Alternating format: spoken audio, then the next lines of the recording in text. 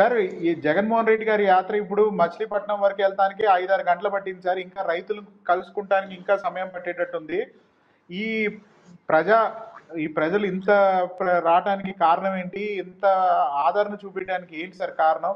అంటే జగన్మోహన్ రెడ్డి గారు ఈరోజు వరద బాధితుల్ని పరామర్శించడం, ఏదైతే అంతర్లీనంగా సమస్యలు ఉన్నాయో, అంటే ప్రభుత్వం దృష్టికి వెళ్లాల్సింది, ఎవరైతే వరదల కారణంగా బాధితులై సమస్య కూడా ఎన్లైట్ కాకుండా, సమస్య పరిష్కారానికి నోచుకోకుండా ఎప్పుడు మిగిలిపోతూ ఉందో, ఇబ్బంది పడుతున్నారో, అట్లాంటి దయనీయమైన పరిస్థితిలో ఉన్నటువంటి గ్రాస్ రూట్ లెవెల్ సమస్య పరిష్కారం కోసం ఒక ప్రతిపక్ష పాత్రగా పోయిస్తున్నటువంటి వైఎస్ఆర్ కాంగ్రెస్ పార్టీ అధినేత మాజీ ముఖ్యమంత్రి జగన్ గారు పర్యటనకి వెళ్తున్నారు.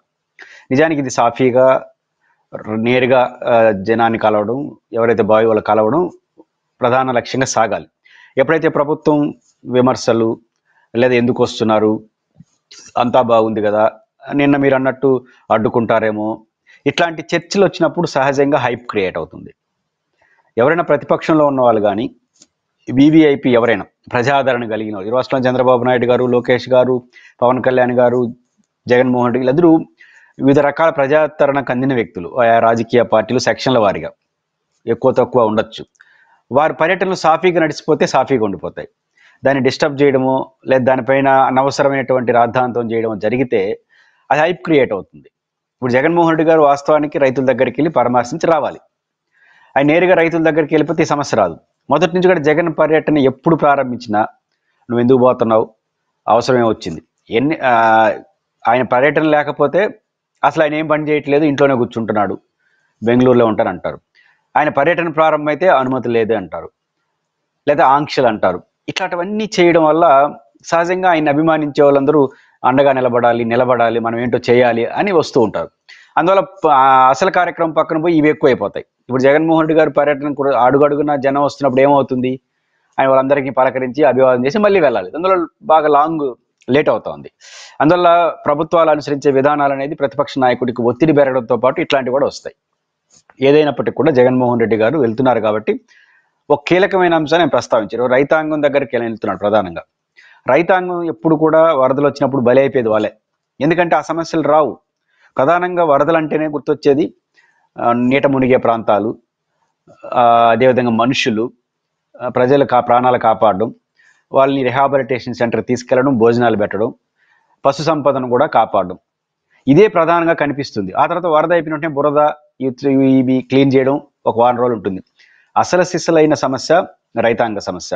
ఎందుకంటే పంటలు పండుంటాయి, అవి నీటి మునిగిపోతాయి, పనికి రాకుండా పోతాయి. తర్వాత దాన్ని క్లీన్ చేయడానికి డబ్బులు పెట్టుకోవాల్సి వస్తుంది. రెండు మధ్యలో పంట ఉంటే అది నాశనం అయిపోతుంది. ఆ రకంగా 6 కాలాల పాటు పంట ఉండేది తన కళ్ళ ముందు నాశనం అయితే వాళ్ళు పెట్టుబడిది పోతుంది, రావాల్సిన ఆదాయం పోతే ఆ కుటుంబం విషాదం నెట్టేస్తుంది. కానీ దురదృష్టత్తు ఒక సరైన హేతుబద్ధమైనటువంటి సమస్య పరిష్కారం లేకపోవడం వల్ల రైతాంగ సమస్య బయటికి రావట్లేదు. దాన్ని జగన్మోహన్ రెడ్డి గారు వెలుగు తీయబోతున్నాడు. నిన్న ఎక్స్లో స్పందిస్తూ మొన్న వరదలు వచ్చినప్పుడు చాలా సూటైన ఒక ప్రశ్న వేశారు. మేము అధికారంలో ఉన్నప్పుడు 54 లక్షల రైతాంగానికి ఇన్సూరెన్స్ చేయించింది ప్రభుత్వమే. దానివల్ల ఇట్లాంటి వరదలు, ఇట్లాంటి ఉపద్రవాలు వచ్చినప్పుడు ఆటోమేటిక్గా న్యాయం జరుగుతుంది, ఎవరి దయాదాక్షిణ్యాలు అవసరం లేదు. ఈ ప్రభుత్వం అధికారం చేత ఆ పని చేయకపోవడం వల్ల ఇన్సూరెన్స్, ఇది ఎవరైతే లోన్లు తీసుకుంటున్నారో వాళ్ళు మాత్రం ఇన్సూరెన్స్ అయ్యారు, అది 19 లక్షలే ఉంది, మిగతా వాళ్ళ పరిస్థితి ఏంది? ఈరోజు తుఫాన్లో బాధితులు వాళ్ళందరినీ నేను లెక్కగడతాను, వాళ్ళందరినీ మా నాయకత్వం లెక్కగడుతుంది, ప్రభుత్వం చూసి తీసుకొస్తుంది, పోరాడతాం అని చెప్తున్నారు. సహజంగా ఈ రీత్యా రైతులందరిలో ఒక ఆసక్తి, జగన్ గారు వస్తే మా పేర్లన్నీ, మా సమస్యన్ని ఎక్స్పోజ్ అవుతున్న ఒక ఆశ రైతుల్లో ఉంది. అడ్డుకుంటారేమని ధోరణితో ఎక్కడికక్కడ మేమున్నాం, జగన్కు తోడుగాని వాళ్ళు వస్తున్నారు. అందువల్ల హైప్ క్రియేట్ అవుతుంది. ఏదైనప్పటికీ కూడా ఇవి జరగకుండా నేరుగా జనంలోకి వెళితే ఇంకొంచెం బాగుంటుంది. కాబట్టి జగన్మోహన్ రెడ్డి గారు కూడా ఏదైతే కీలకమైన సమస్య ఉంటున్నాడో ఆ సమస్యను రైజ్ చేసి పరిష్కారం, ఏదైనప్పటికీ జగన్మోహన్ రెడ్డి గారు వీధుల్లోకి వస్తే ఇట్లే ఉంటుంది. జగన్మోహన్ రెడ్డి గారు ఒక్కొక్క రాజకీయ నాయకుడు ఒక్కొక్క స్టైల్ ఉంటుంది. జగన్మోహన్ రెడ్డి గారు మాస్ లీడర్. ఈ పర్యటనలు చేసినప్పుడల్లా ఈ పోలీసులు కార్యకర్తలను ఇబ్బంది పెడతాం, ఆ సందుల్లో నుంచి రానికుండా, జనాన్ని దగ్గరికి రానికుండా తొక్కిసలాట అవుతుందని ఇట్లాంటి అంశాలు ఏదో ఒక విధంగా గొడవ పెడతా ఉన్నారు కదా సార్. ఎంతవరకు కరెక్ట్ సార్?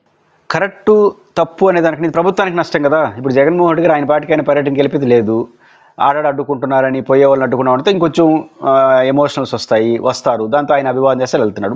ఒక్కొక్క రాజకీయ నాయకుడికి ఒక్కొక్క కనెక్షన్ ఉంటుంది జనంతో.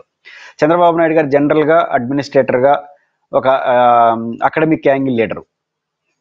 జగన్మోహన్ రెడ్డి గారు ఒక మాస్ లీడర్, పవన్ కళ్యాణ్ గారు ఒక సినిమా హీరోగా ఆయనకున్న చరిస్మా, ఇట్లా ఒకరికి ఉంటుంది.